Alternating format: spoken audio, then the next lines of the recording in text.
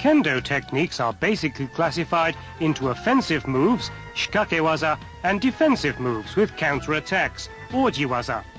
Let's study datotsu and shikakewaza based on the correct posture, stroke, footwork, interval and timing covered in the previous video. It's essential to first master the right way of striking your opponent and receiving his blows.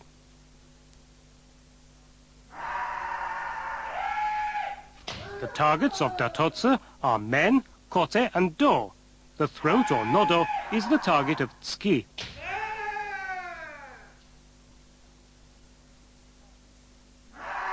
Let's study how to strike each target. Take the men first. Shomen is the top and front.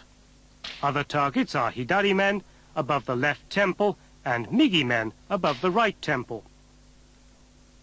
The kote is usually struck on the kote buton, the mitt of the right hand. However, if your opponent adopts an irregular posture, his hidari kote, or left wrist, can also be struck. Striking at the do. The targets are migi do, the right side of the body, and hidari do, the left side of the body.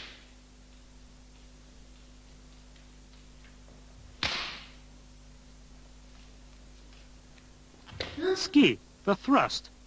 Here the target is the throat or nodo.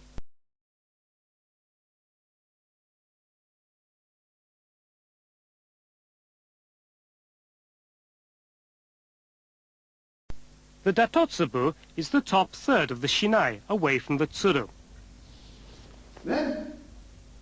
Practice wooden swords called bokuto are used for uchigomi geiko, or striking exercises.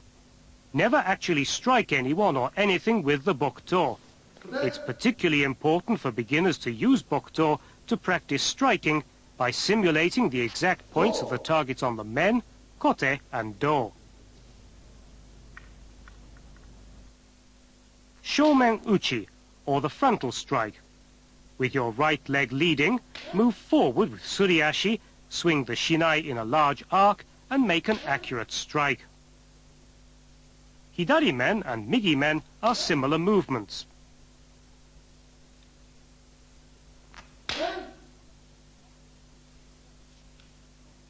One of the most common techniques today is shomen uchi using fumikomi-ashi. Master the feeling and timing so you can strike the moment your right foot touches the floor. This will enable you to synchronize your determination to strike, your body movements and the sword. This synchronization is called kiken taichi.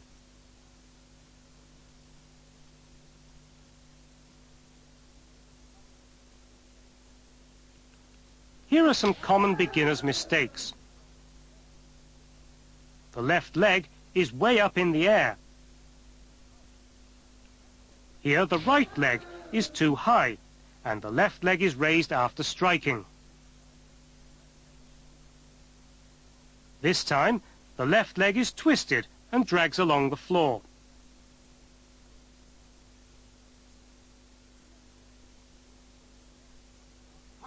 The correct way is to bring the left foot sharply down and draw it up to your right heel. Always be mentally and physically prepared after attacking to cope with any counterattack. This preparedness is called zanshin. Assume the required posture to respond to any counterattack. When striking the kote, aim for the kote buton of the right hand, the mitt. Striking the fist of your opponent does not count as datotsu.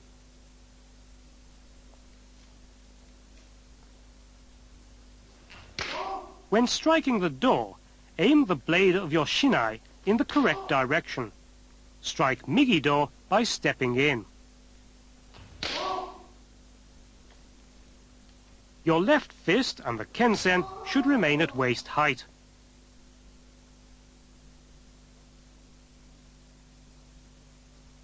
When performing tsuki, thrust at your opponent's throat by stepping forward from your right leg, while squeezing both fists inward and extending your arms out straight.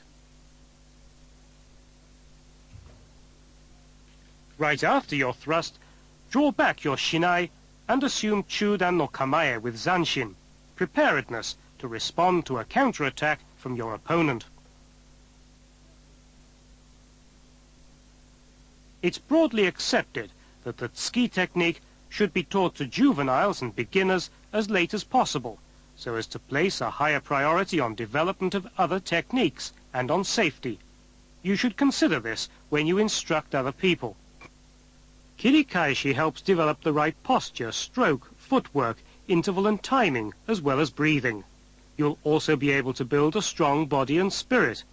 Eventually, you'll achieve Kikentai Ichi no Datotsu, full synchronization of movement when striking. No matter how good your striking technique, Datotsu without zanshin doesn't count.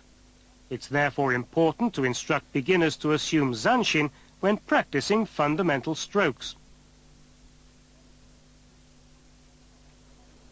Kendo is vigorous hand-to-hand combat with offensive and defensive moves.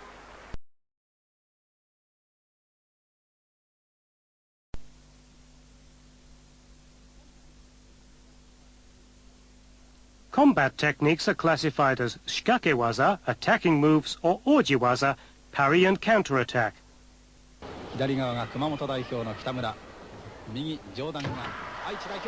You've seen the correct ways of striking.